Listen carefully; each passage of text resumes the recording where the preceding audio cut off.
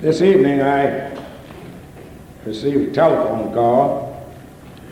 A member of our congregation who's present here tonight asking that I answer some questions that she had about death. And I promised her that I would spend a few minutes tonight trying to give her the benefit of my understanding as far as death is concerned. Now, I'm going to be frank with you. This is not one of my favorite subjects. I don't like death. I don't like to talk about it. I want you to know that to start with. And the third thing about it, I didn't have enough time to really put this together.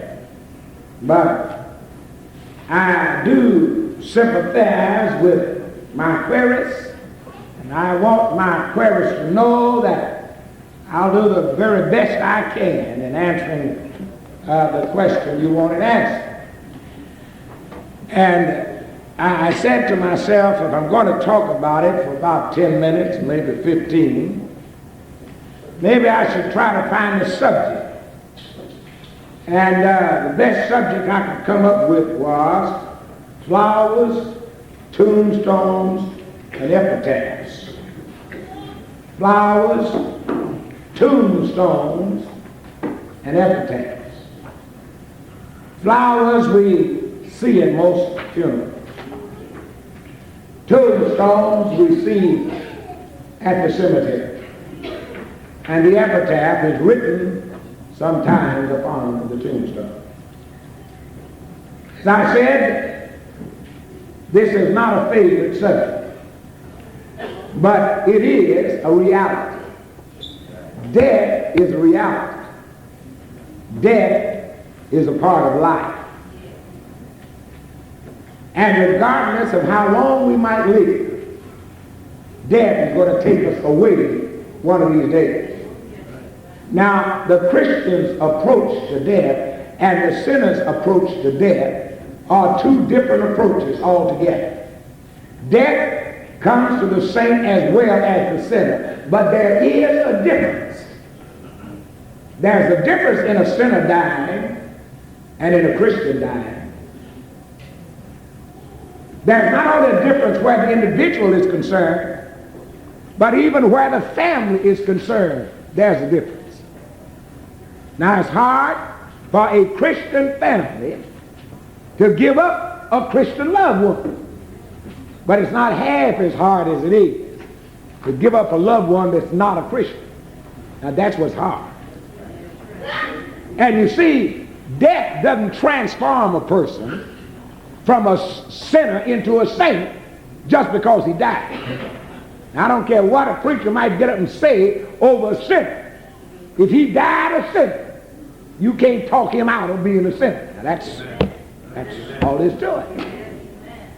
The Christian dies with hope.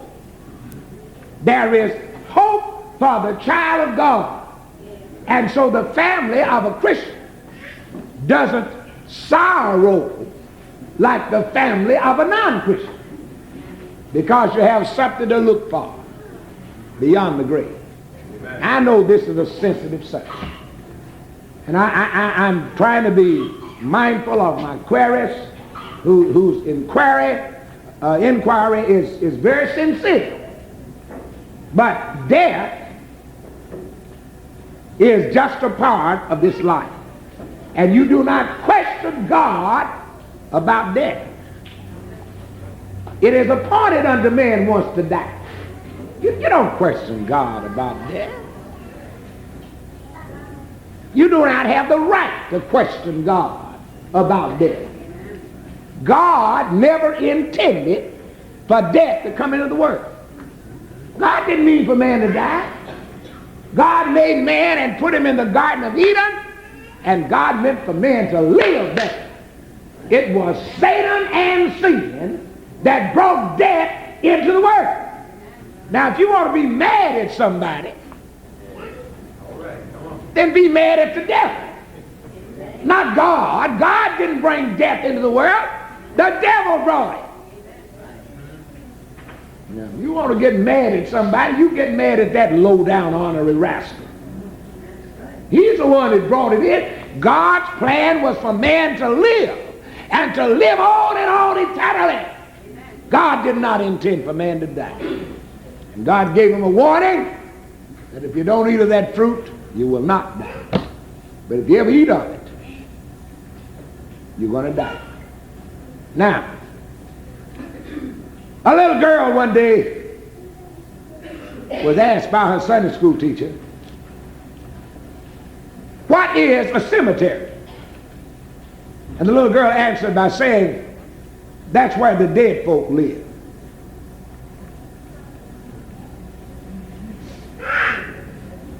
Well, some of us are a little slow, so it'll take a few minutes for that to come through.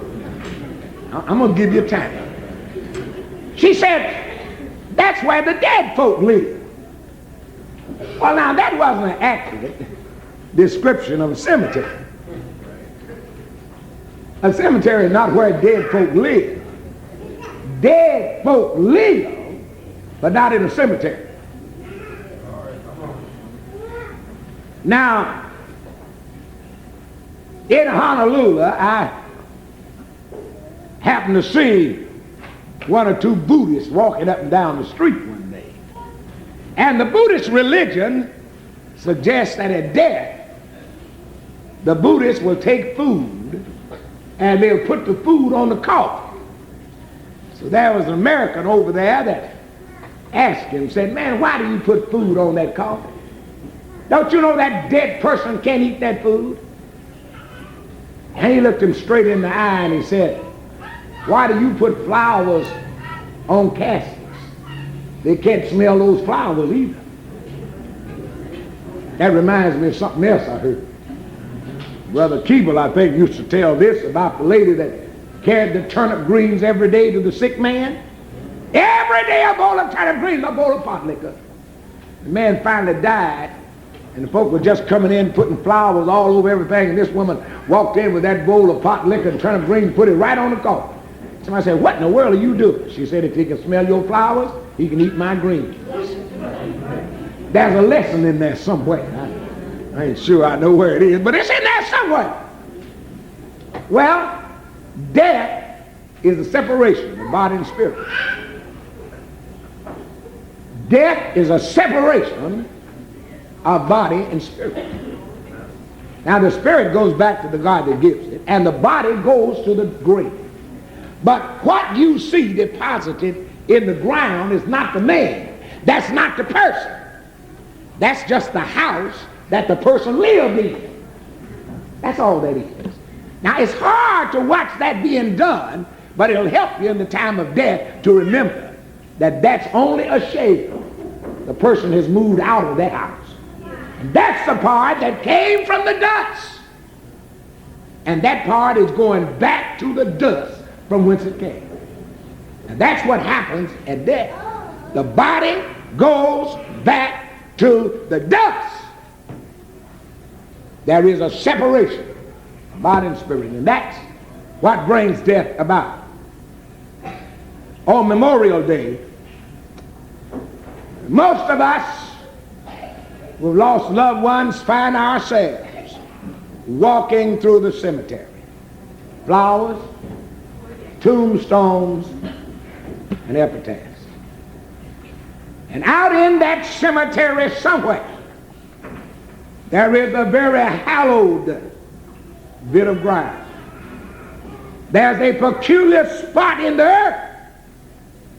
And to us, it is a very hallowed spot, because in that bit of earth lies a loved one that has gone on before. It is a time of sober reflection. Or you cannot walk through there and gaze upon the tombstone without fond memories flowing through your mind. Of all the places that people visit People are more respectful of a cemetery than any other place on the face of the earth. This is especially so when you have a loved one buried out there. It's a little hard to communicate to people what losing a loved one means if they've never lost one. And that's understandable. I'm not being critical, but it's just hard to get it over.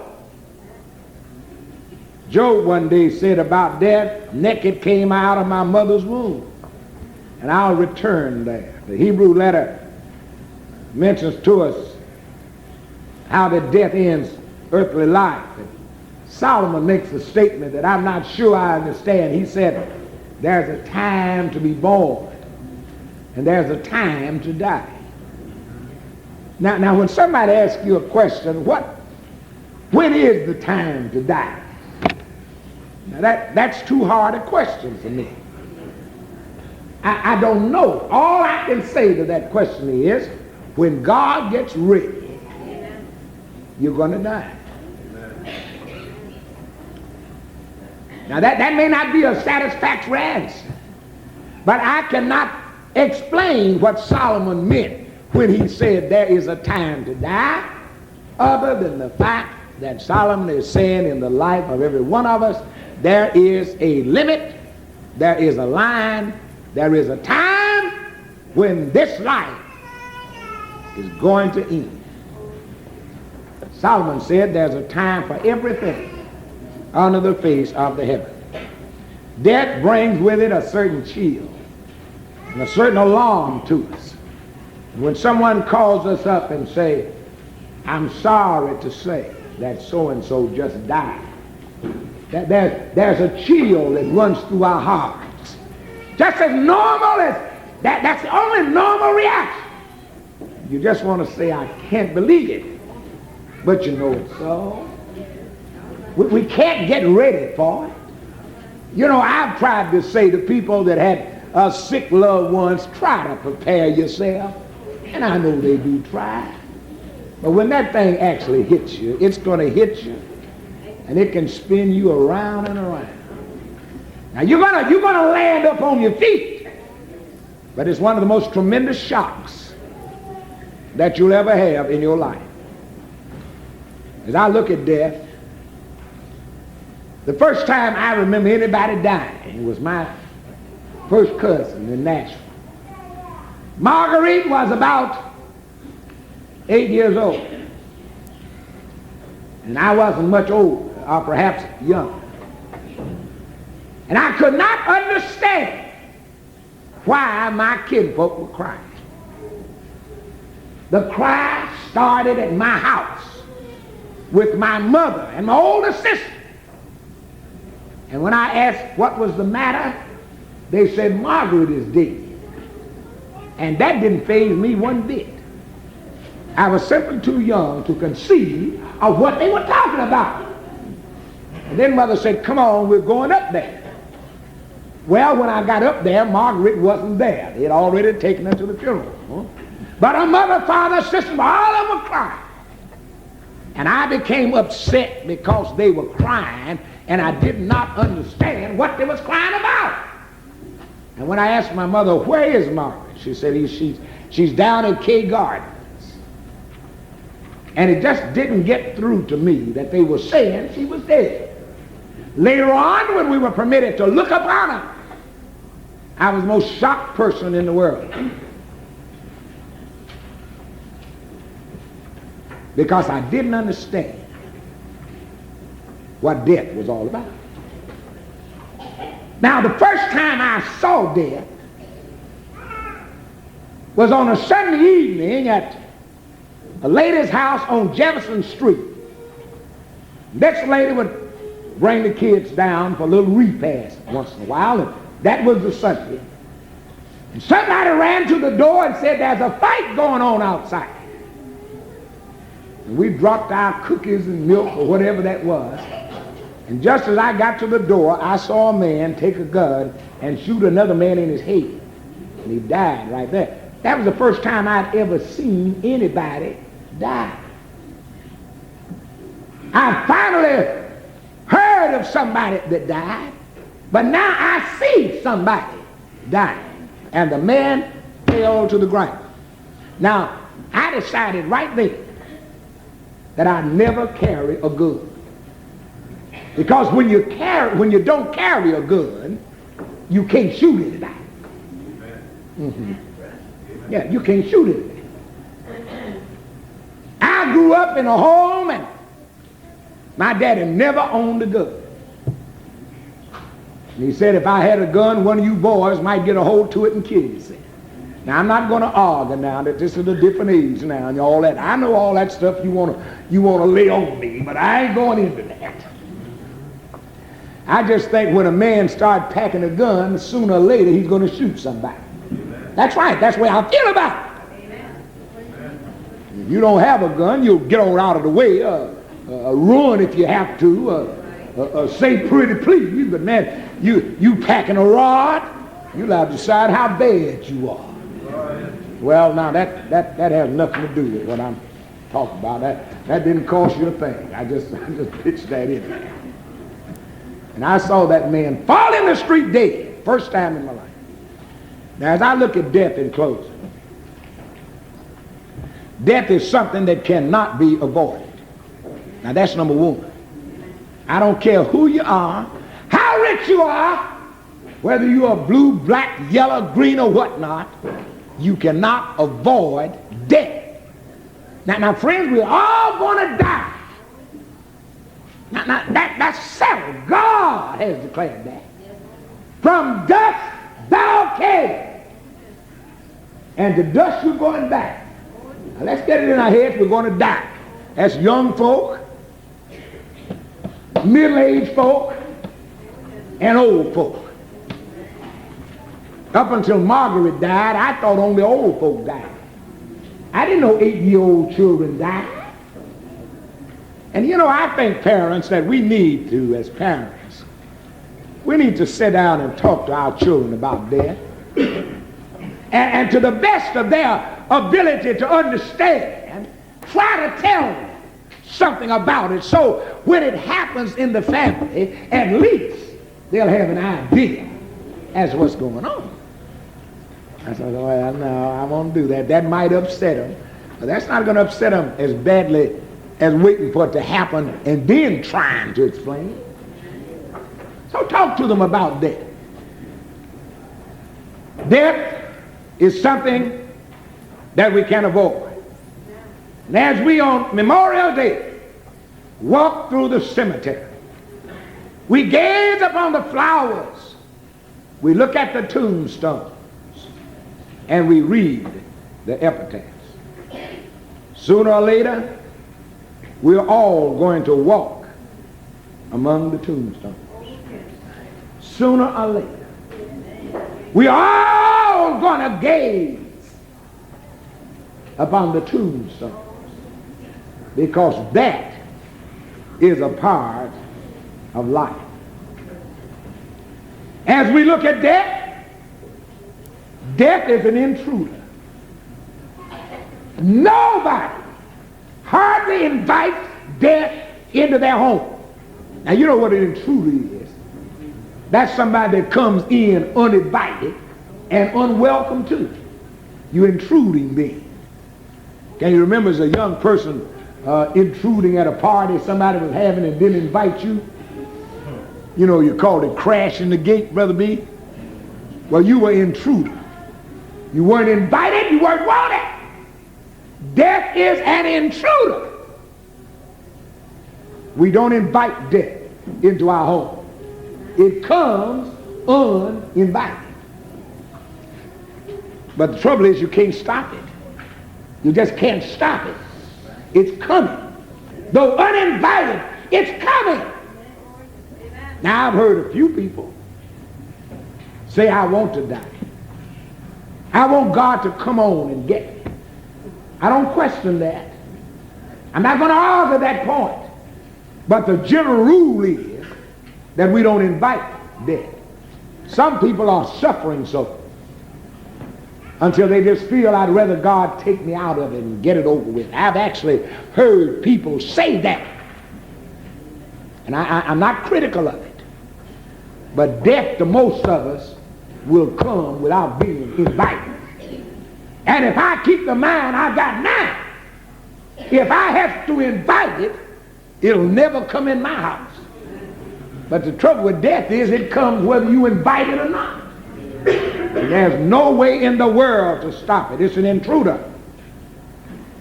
Death was not God's plan, I repeat. But death is an intruder. Sin and Satan brought death to us. Death is an intruder because it does the following things. It separates families. Death separates families. Death ends dreams that we have. Oh, we're planning to do so and so. But death comes in and we never get to fulfill our dreams. Hence our intended futures are brought to a sudden halt. Thirdly, death is a message. Death is a messenger. When death comes, it brings a message. And this message screams loud and long. And as we walk through the cemetery, gaze upon the tombstones and pause to read the inscriptions, it screams at us that where I am, you will someday be. Death is a messenger. The flowers that we see lying on the casket and around it are messenger bearers.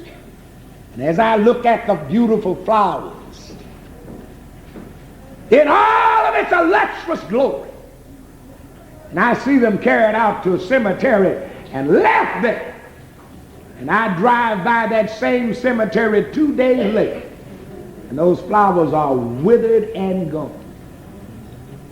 Well, James said, so is the life of a man. As the flower fadeth away, said Peter, so does a man. As the grass withers, so does a man. Now I'm closing now. But this thing about withering, you looked at yourself lately? Oh, I'm not talking about the extremely young. I'm not talking about you. You can look at yourself 3 or 4 times a day. Just get prettier every time you look. I'm not talking about you. I'm talking about those of us that are past 39. There ain't many of us around. That's right. Ain't many of us around. You know, some people are honest about everything but their age. And the only time they'll lie is when you ask them how old they are. I'm talking about Christian folk. But the grass withers and the flower fades away. So when you reach the top, there's the one other way to go, and that's down. So the grass is going to wither. Now one can grow old as graceful as he wants to. It's not easy being old. See, somebody's been floating a lie around about the older you get, the easier life becomes. That ain't so. Don't you let nobody tell you that lie. That's a lie. Don't let nobody tell you that. That isn't so. The older you get, the more difficult life becomes. And the more dependent you become. And when you've been a proud person, able to always handle things yourself, and you reach that point where somebody else has got to do it for you, it hurts. It hurts. It hurts. Thank God when you got somebody around that'll do it. But it hurts when you can't do it yourself. No. Life doesn't become easier when you get older. It becomes more difficult. In many cases, When you get older, life becomes lonely. Lonely. I know people who have outlived just about everybody in their family. Came from a large family. Now everybody's gone. They're lonely now. This is where Christian young people, and I commend our young people for visiting the homes and encouraging and cheering up people who have nobody to talk to. Death is a message. And the simple message of death is that all flesh is as grass, and the glory of man is as the flowers thereof. The grass withereth, and the flower fadeth away. And so it is with the life of man. Now, in closing, what does death say to you? What does death say to me? What does the flowers say? What does the tombstones say? What is the inscription there? It says that all living things must die. It says that we must break up one day the family circle. Somebody picked up a pen one day and wrote, will the circle be unbroken? Not in this life. It's going to be broken down here. And death is going to evade that circle. It's going to take mother out. And it's going to take father out. It's going to take out sons and daughters. Loved ones is coming out of the circle. The earthly circle must be broken. Realize that. Let it sink deep in your heart that the earthly circle has to be broken. Thank God, beyond this veil of tears, there is a place where Christians can again be reassembled. Wouldn't it be wonderful if the circle could be remade in the great after a while? But that's highly unlikely, because somebody down here won't pay God any attention at all. And they'll shake a fist of rebellion in the face of God and go into judgment without him. What does death say? Death is simple. Death is standing in all earthly existence. And it proclaims that we go so far and no further. And at this checkpoint, like it or not, we must meet our Maker. We have the freedom to dash about this earth in all the fashion or any fashion that we choose. We can give ourselves to whatever we will, but then comes the final moment when at last every one of us must face God, for death will see to that. Life bid us then to come to terms with death, and our lives might be in harmony with God's will, that we have no fear when death shall come. Death can be a deliverer for things. Death delivers from many things. Martha said, as the tears ran down her face and the agony out of her heart, Master, she said, John 11, if you had been here, my brother wouldn't have died. If you had been here, my brother wouldn't have died. And Jesus said unto her, he shall live again. Martha said, I know at the resurrection. But Jesus said, you're looking at the resurrection. I am the resurrection and the life. You're looking at the resurrection. So that changes death then from a monster into a gateway. Paul said to be absent from the body, 2 Corinthians 5:8, is to be home with God. And that's what death is to a Christian. To be absent from the body is to be home with God. Now you can't go home and be with God until you first are separated from the body. So death comes along and separates us from the body. And when that is done, it's the emancipation of all human sorrows, all human injustices, all of the sicknesses, and all the other physical problems that we have on this earth. Death serves as the emancipator. It's part of God's will. Let's reconcile ourselves to it. We have to die. Now in closing, how do you want to die? How do you want to die? You want to die loving everybody? That's good. You want to die not holding anything against anybody? That's good. You want to die with the love and goodwill of your family? That's good. You want to die faithfully serving God as a Christian? That's good. And to a death like that, the Bible says how precious is the death of God's saints in his sight. Now, church, in closing, death can be precious. It can be a precious thing.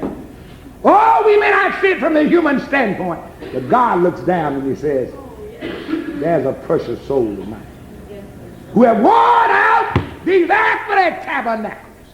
I have a building for him now, eternal in the heavens, and one not made with hands, where no more death bells are tolled, no more funeral processions will roll, no more eyes will be stained with tears, for in that land, there shall be no death, and no sorrow, and no sickness. Take courage then that you are Christian, and the death of God's people are precious in his sight. Shall we stand together now? Let us sing the invitation that has been said. Jesus, come to Jesus, come to Jesus, just This is the Savior's invitation. now, come to Jesus. If you're here tonight, Come to Jesus, you need to respond to the Lord's invitation. Will you come? It will save you. It will save you. Just now. It will save you. It will save you. Just now. Come to Jesus. This is the Savior's invitation. I stand behold, I stand at the door. Just now. Then man will open up. Jesus, come to I'll come in and sup with him and he will sing. He will sing.